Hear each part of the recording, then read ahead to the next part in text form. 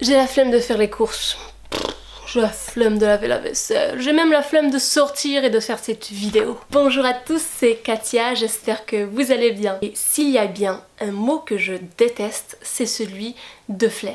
Je l'ai rayé de mon vocabulaire et quand je me surprends à dire cette expression, avoir la flemme, je me tape moi-même sur les doigts. Pourquoi? Car pour moi, la personne qui n'arrête pas de dire qu'elle a la flemme tout le temps, toute la journée, eh bien c'est tout simplement pour moi un légume qui est en train de flétrir dans le bac du frigo. C'est un légume qui est là, qui végète et qui attend tout simplement qu'on le jette à la poubelle. Il me semble que s'habituer à cette expression, avoir la flemme, c'est se tirer une balle dans le pied, c'est s'empêcher d'avancer, c'est se castrer au sens figuré, parce que la flemme, le fait d'avoir la flemme conduit à ne pas faire les choses que nous avons soit envie de faire, soit que nous sommes obligés de faire. Donc cela nous empêche d'engendrer une action qui par la suite va être fructueuse pour nous. La flemme rend stérile. Elle habitue le cerveau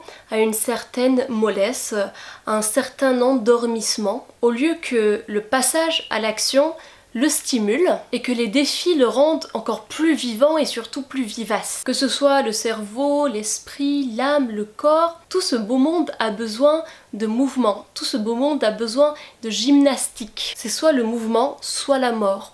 Si on bouge pas, on dépérit. Ce qui me choque aujourd'hui, c'est que même des enfants, des gamins de 6-7 ans utilisent cette expression. Je vous le dis en connaissance de cause parce que j'ai été babysitter pendant mes années d'études, c'était un job étudiant et j'ai gardé des enfants.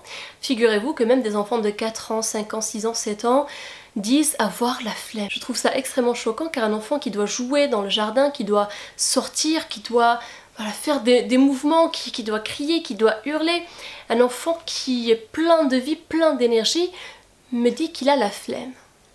Autant vous dire que généralement ma réaction est assez radicale et j'interdis tout simplement qu'on utilise ce mot-là.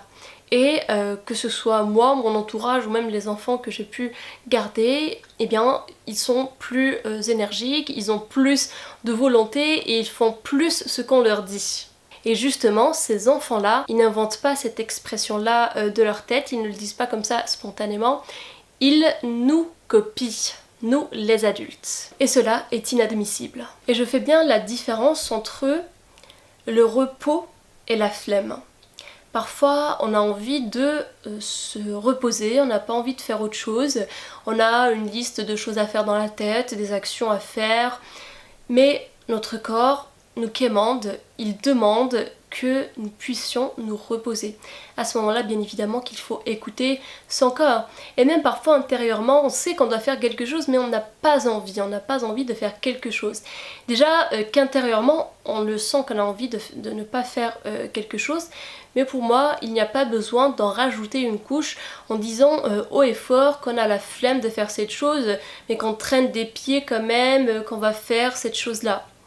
Pourquoi ne pas tout simplement écouter cette petite voix derrière qui nous dit que voilà, nous avons la flemme de le faire, et puis la combattre et se lever d'un coup et aller faire la chose. Ce serait plus simple que d'exprimer haut et fort que nous avons la flemme, et puis d'aller en traînant des pieds faire la chose. La première option est meilleure et elle nous est plus bénéfique. Alors pour l'amour de Dieu, éradiquons cette expression de nos lèvres, avoir la flemme, j'ai la flemme. Car la flemme est bien synonyme de la mort, alors que la vie, elle, est synonyme de mouvement. Laissez-moi vos commentaires, vos réflexions sur le sujet.